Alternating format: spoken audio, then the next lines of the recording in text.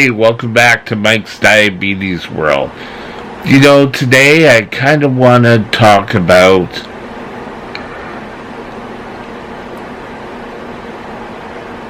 all the things that change with diabetes, and as parents, you kind of have to keep abreast too. When I started going to my doctor or my diabetes education center, I went alone. And a lot of times it was, oh, you can count carbs and then just take insulin to cover it. Well, my mother, to her dying day, never believed this whatsoever.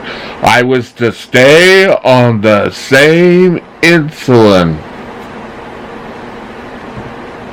God forbid that, your body changes and the amount of insulin you require can go up, it can go down. So, correcting your amount of insulin isn't necessarily a negative thing. But, again, talk it over with your doctor. I am in no way a doctor. I'm just telling you how changes over the years have taken place, and that people never really sort of believed that I could have it. I can remember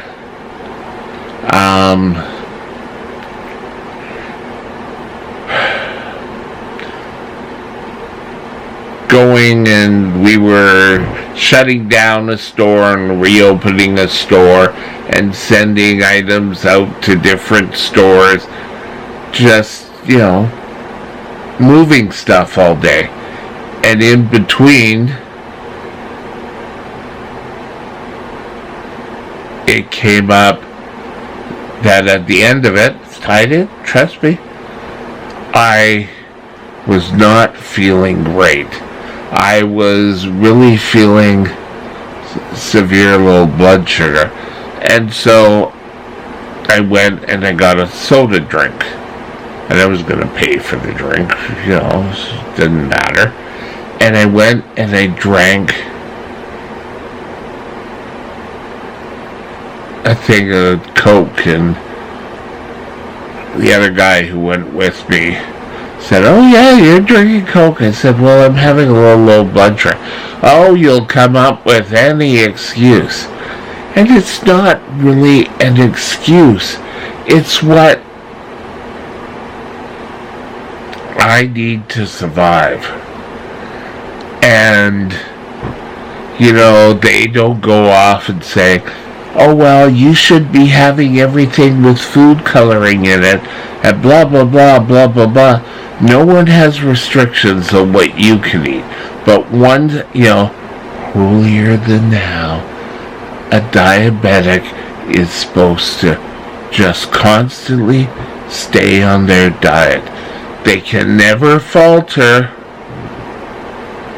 And I have to admit, there were parts of that time I went a little on the other side. I would say, "Oh, I want that too. I'll just take more insulin."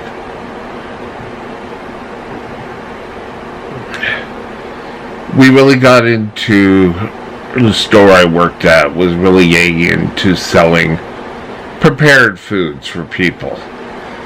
And I was kind of upset when my mom used to make my lunch and I couldn't buy lunch there.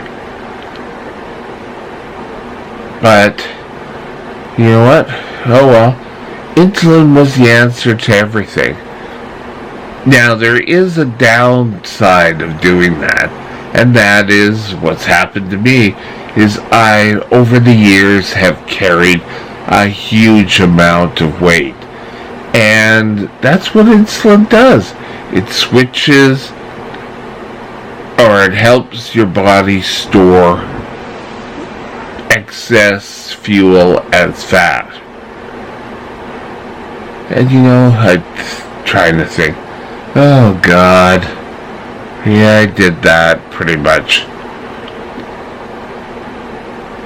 But then I started going as an adult and really started to take control of my life, or try to.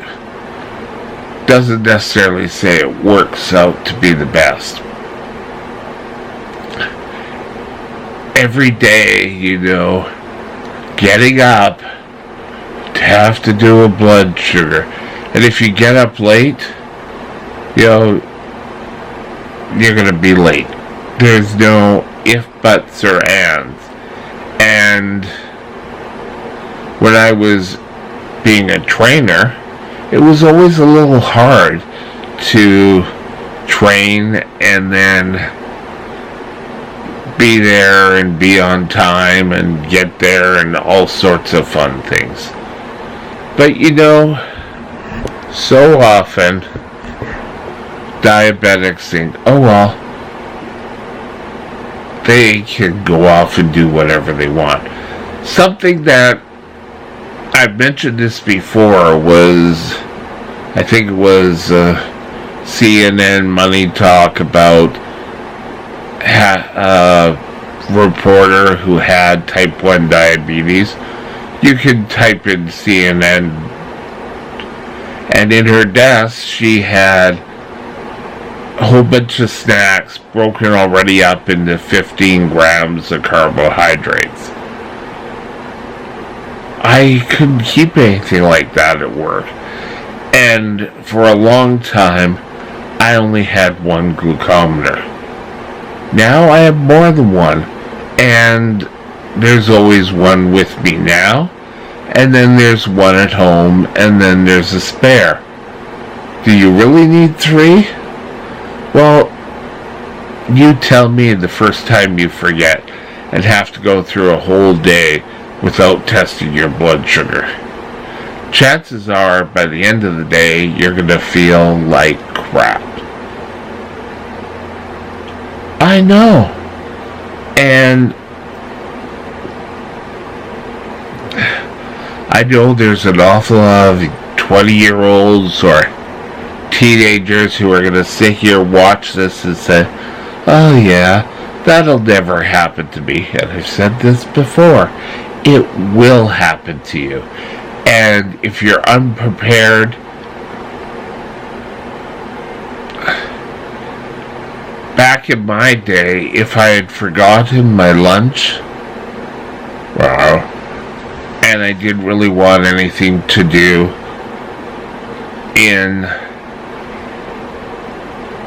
didn't want anything to eat in my store, I'd suffer through.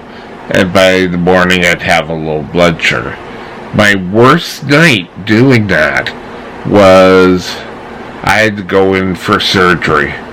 And I had told my store manager that I had to be off from X day to X day. And his was, well, I can't give you that day. You have to come in and work. You're going to have all these days off after.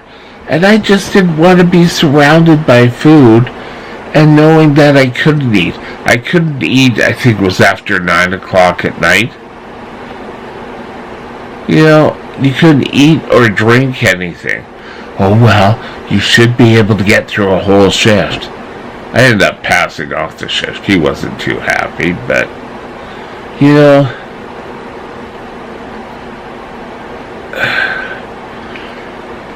being a parent of a diabetic is difficult. Being a husband or wife of a diabetic, even more difficult. Being a boss of or supervisor of a person who has type 1 diabetes could even be worse. And I think a lot of people forget that. I can remember I had a severe low blood sugar, and I had to call in. There was no way I'd be able to come and do the shift the next day. I was just so out of it, and I called in, and I was totally surprised by the boss at the time saying, "Oh, that's okay." And, I kind of, holy, what? Because every other job I had always had to fight for any time off. So if you're a supervisor with a person who has diabetes, you can make life so much easier if you just studied about and have some basic knowledge. That's all. That was today's video. Have a great day. We'll talk again tomorrow. Bye now.